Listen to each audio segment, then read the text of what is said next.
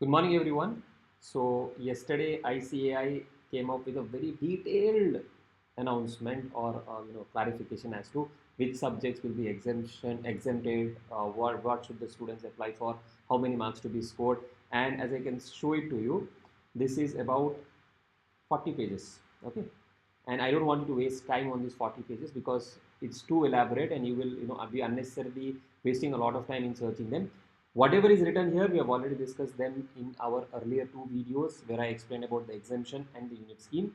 Still, if you have some more doubt which you want to clarify, I've come on YouTube live so that I can address all your doubts, right? And quickly I will recap whatever is there in those 40 pages, because it's a very simple application. Okay, they have not given anything new. They have told all those things what we have been discussing, the FAQs that we have created, everything stands validated. There is no confusion at all. I know a lot of students were asking us, doubting us, saying that how do you know what is the source and all of that. Everything is now crystal clear. But still, so from existing CA inter students, finally it's pretty simple. I will come to it subsequently. From group 1 and group 2, if you have passed group 1, you have to write FM, SM plus audit.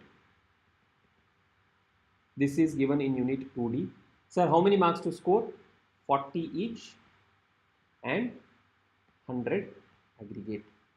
Okay. Sir, I already have exemption in audit. Then this audit marks, for example, you have scored 65. Audit will be counted. Plus, you have to score 40 so that your aggregate is 105. You can score more also. But to pass, you have to score 40 and aggregate should be 100. If you have exemption in both, like there was the case of one of the student by name Subodh, and he had taken up with ICAI.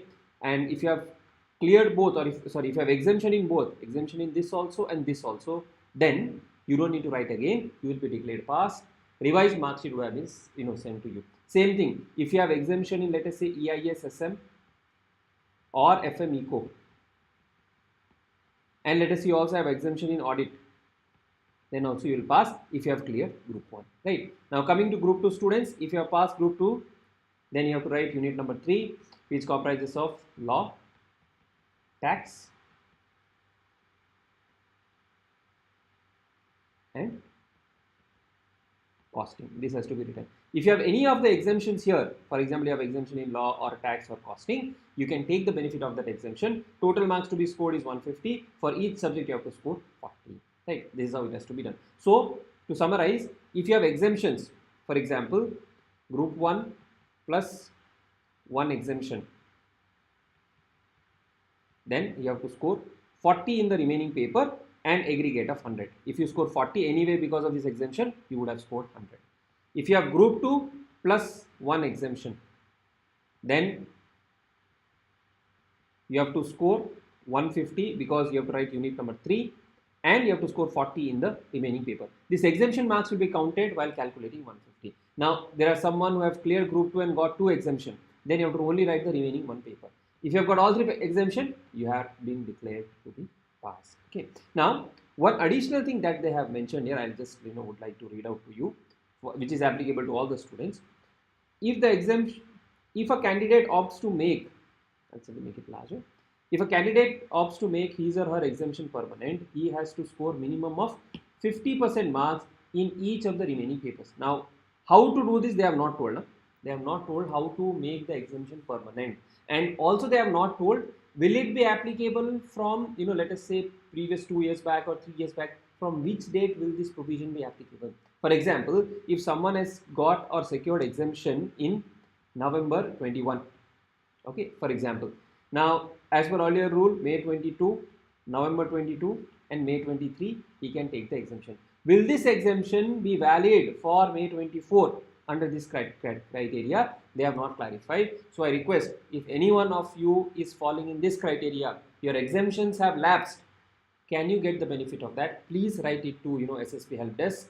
They have to respond. They have to provide a clarification what has to be done with this part. That is the first thing. Second, if the exemption is continuing, then what you have to do, if you already have the exemption, then the exemption marks will be considered. If the exemption is over, what they are saying as per this is, if the exemption is over, if you want to get the benefit of that exemption forever, you have to score 50% marks in each of the remaining papers. Now, to take a call on this, you have to make a careful evaluation of your preparation. In papers like, sometimes in audit or theory paper like law, it is not so easy to score 50. So please consider that and accordingly make a decision. I don't want to influence your decision on this, but yes, you need to ask institute if you fall in any of the categories where your exemptions have lapsed because 3 attempts have been exhausted. Will that be considered or not, right? So that is the summary of all the intermediate clarifications what they have given. Earlier students, unit 10 students, you need to write FMSM and audit. That does not change. Now coming to final, same logic for final also. If you have passed group 1 pass, I'm talking about final students, and in group 2 you have got, let us say, exemption. Let us say you have got exemption in paper number 6 of the elective scheme earlier. So you have to write DT plus IDT plus whatever marks you have scored. Let's say in this subject you have scored 70. So in DT's IDT plus 70, you have to score 150. Here you have to score 40. Here you have to score 40. If group 1 is passed, it is already exempted. Set B, you have to write independently. If you have exemption in law or strategic cost management and performance evaluation, those respective set will be exempted. Even here they have said, if you want to make the exemption permanent after 3 attempts have lapsed, then you can get the benefit of that by scoring 50% in remaining subjects. Now from which attempt it is applicable, is it applicable to already lapsed attempts and all of that, that they have not clarified. So that takes care of the clarification. 40 pages, I have summarized it to you in a very short format. If you have more confusions, we already have a FAQ in place. We already have 2 videos done in the past. If you have more questions, you can ask in the comment box. I'll be more than happy to address that to you. That is it from my side. So let me see if there are any questions here.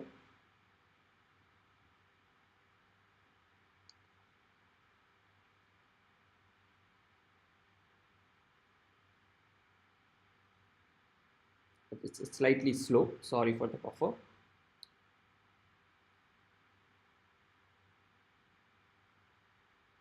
Any questions, please put it down in the chat box. Otherwise, then I'll end the session here. I don't have anything else to say and I don't want to waste your time further as well, right? So this is what summarizes.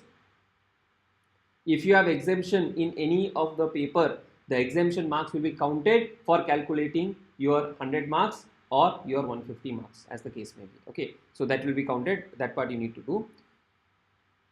For unit 10 students, you have to write 2D. Piyush, I got exemption in advanced accounting and FM and scored audit 52 marks. Total is 211. Still, I have to write the audit exam. Yes, you have to write the audit exam. It is sad, but you have to write, because they have made it very clear when we took up Subodh's case. They had made it very clear that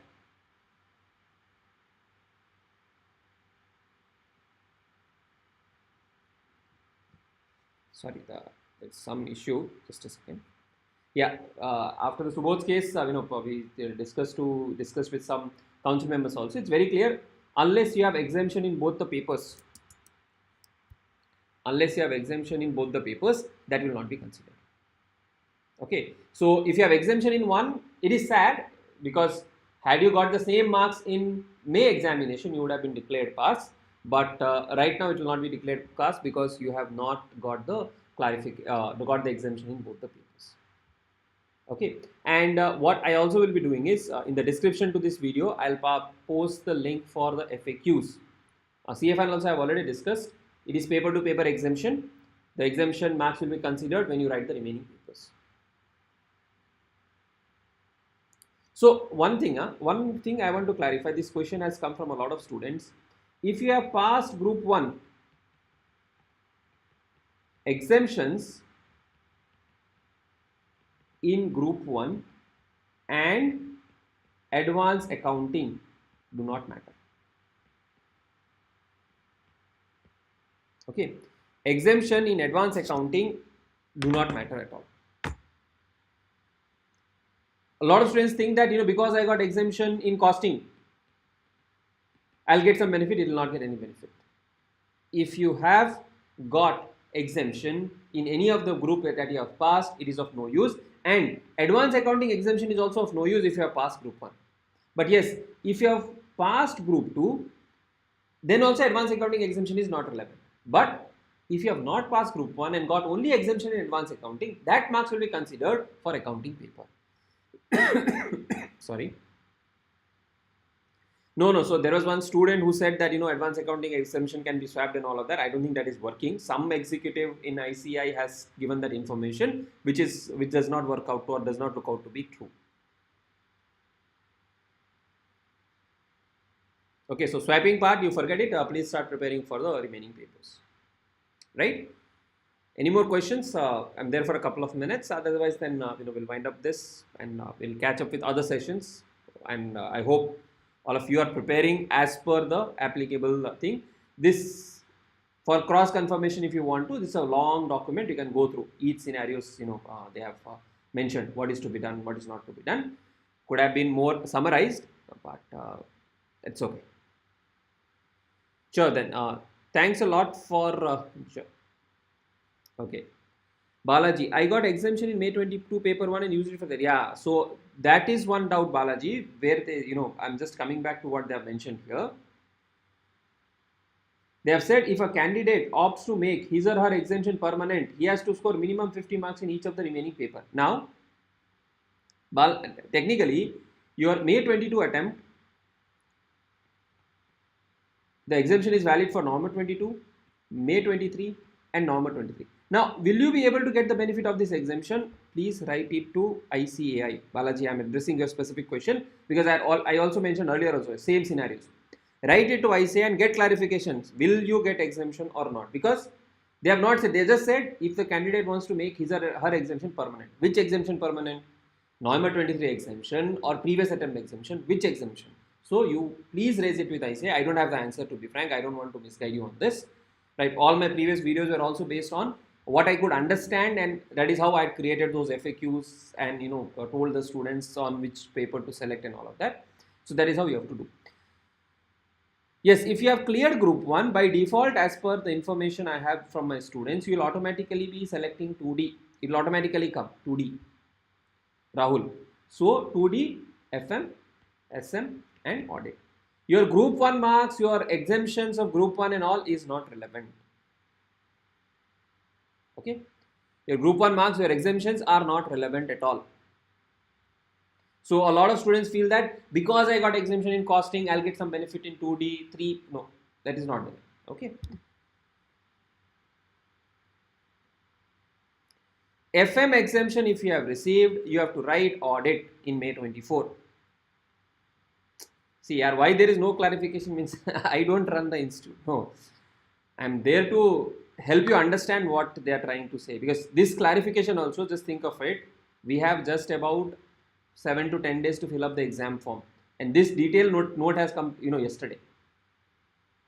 I was expecting at least they would give much advanced information for students to take decisions. Anyways, whatever we had discussed in the previous 2 videos, that still remains valid. Nothing has changed except for this new permanent exemption wala doubt again what they have created. So please write it to them and then they will address it to you. Yes, Naveen, second year of articles. Yes, audit 40 will be enough, because so I'm again coming back for those of you who joined late. I'll again summarize quickly. 2D, FM, SM plus audit. 3, costing, taxation, law. This put together has to be 100. This put together has to be 150. If you have any exemption, so for example, costing you have 70. This 70 plus 40 will make you pass. So that is 150. 70 plus 40, 110 plus 40, 150. Okay.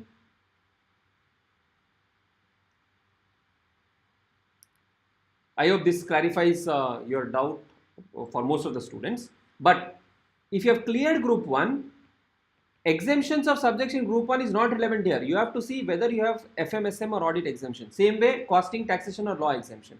This is group 1 pass. This is group 2 pass.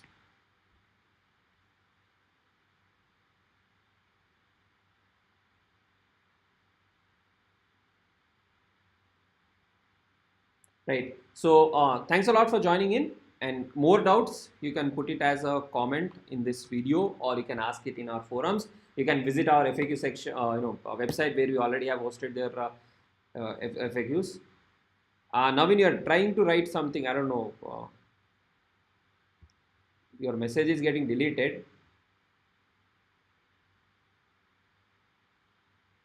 Your message is getting deleted for reasons I don't know. So what you can do is, your doubt you can put it as in the forum, and we'll have a look at it and we'll respond to you there. Okay. So you can, yes, second year of articleship.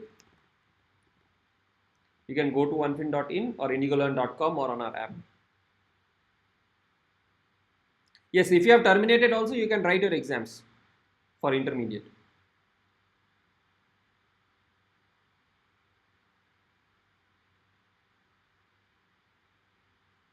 Okay. I have not yet asked you a question, but I think that is your question. Even during termination, you can write your examination. Okay. Chalo. Thanks a lot for joining in, and have a nice day. We'll keep on catching with plans and strategies and all of those things. By the way, 2 days back, Supi had done a very interesting session on managing time and stress. If you have not checked that out, please go back and check it. That will really help you to